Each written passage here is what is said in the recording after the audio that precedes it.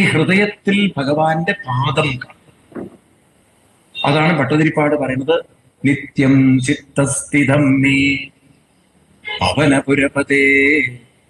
കൃഷ്ണനോട് പറയാ, ഭഗവാനെ എന്ത് വേണം? തേ പാദമൂലം ചിത്തസ്ഥിത. ചിത്തം ഹൃദയം എന്നൊക്കെ പറഞ്ഞ ഒരു അർത്ഥത്തിൽ പറയാം. ഇതെല്ലാം എന്റെ ഹൃദയത്തിൽ കാണണം. ഏത് കാണണം? പാദം കാണണം. ഈ ഭക്തിയുടെ പേരാണ് സാരൂപ്യ ഭക്തി. എന്താണ്? അരൂപം ഇവിടെ കാണും. ഇനി എന്ത് ചെയ്യണം? മനസ്സിനെ അവിടെ ഉറപ്പിച്ചു വെച്ച് ജപിക്കുന്നതിന്റെ പേരാണ് സായൂജ്യ ഭക്തി.